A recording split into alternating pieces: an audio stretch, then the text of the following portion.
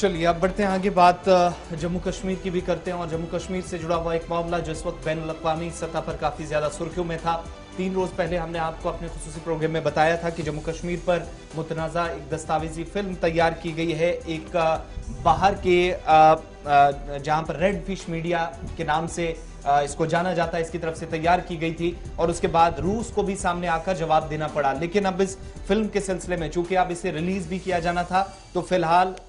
जम्मू कश्मीर पर मुतनाज़ा फिल्म जिसको रिलीज किया जाना था, लेकिन इस फिल्म को फिलहाल मुलतवी कर दिया गया है। अभी इसकी रिलीज नहीं होगी। और पहले ही हमने आपको कहा था कि जब दबाव काफी ज्यादा बढ़ा तो मॉस्को ने रेड फिश से लाताल्लुकी का भी इजहार किया था। हालांकि मुख्तलिफ मीडिया प्लेटफॉर्म्स पर, जिनमें ट्विटर भी शामिल था, जहां पर बताया गया था कि रेड फिश जो है वो रशिया स्टेट एफिलेटेड है, यानी रूस से इन लोगों का ताल्लुक है जो जम्मू कश्मीर पर डॉक्यूमेंट्री फिल्म तैयार कर रहे हैं। और ऐसे में मुसीबत बहुत सारे लोगों की बढ़ने वाली थी इससे पहले कि नश्र होती। लेकिन रेड फिश की इस मुतनाज़ा फिल्म की रिलीज से कबल ही फैसला ले लिया गया है कि फिलहाल इसे रोका जाएगा, पोस्टपोन कर दिया गया है। अगली तारीख क्या होगी वो अभी साफ नहीं हो पाई है, लेकिन ये चीज जरूर है कि रूस की तरफ से पहले इस सिलसिले में बयान दिया गया था और नई दिल्ली के अंदर जो रूस का सफारत खाना है उसे इस पर वजाहत करनी पड़ी थी कि जो रशियन एफिलेटेड जो इदारा रेड फिश बताया जा रहा है उसका इसके साथ कोई ताल्लुक नहीं है और मसला कश्मीर पर या जम्मू कश्मीर पर बनाई गई फिल्म को इस सूरत में कम से कम रूस किसी भी तरीके से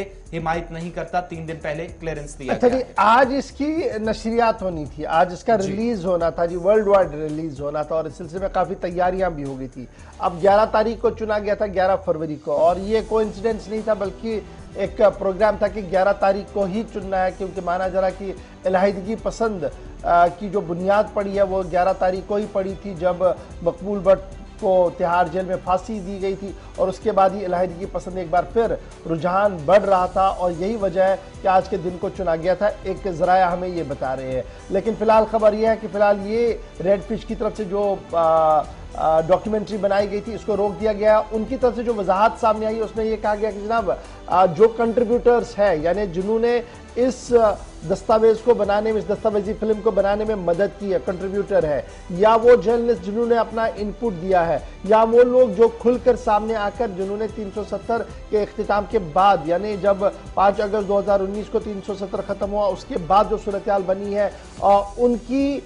हिफाजत को यकीनी बनाने के लिए रेड फिश ने फिलहाल यह फैसला लिया कि वो इस मुतनाज़ा दस्तावेजी फिल्म को जारी नहीं करेंगे। अब इसमें क्या था, एक पॉइंट से आपको यह क्लियर होगा, जम्मू कश्मीर को फिलिस्तीन के साथ जोड़कर दिखाया गया था और दूसरा भारत की जो कार्रवाइयां हो रही है जम्मू कश्मीर के अंदर, चूंकि ये इंटरनल मैटर भारत की तरफ से लगातार कहा गया और सभी बैनुल-अक़वामी फोरम्स पर इस बात की वजाहत भी की गई, लेकिन रेड फिश का मानना है कि जनाब ये जारिहाना कदम है जी भारत की तरफ से और गासिबाना कब्जे के तहत उसी तरीके से कब्जा किया गया जिस तरीके से इजराइल ने फिलिस्तीन के कई इलाकों पर कब्जा करके आज वहां पर जुल्म सितम डाला गया है। तो एक तरफ से फिलिस्तीन की आहू फगा को दिखाने की कोशिश की गई थी और दूसरी तरफ से जम्मू कश्मीर को पैरेलल खड़ा करने की कोशिश की गई थी, जिसके बाद हंगामा भी हुआ था और उसी हंगामे के बीच सफारती सतह पर जो सफीर मोहतरम रूस के यहाँ पर है उन्होंने वजाहत दी थी। लेकिन बड़ी खबर यह कि आज ये अब नशर नहीं होगी, रेड फिश की तरफ से वजाहती बयान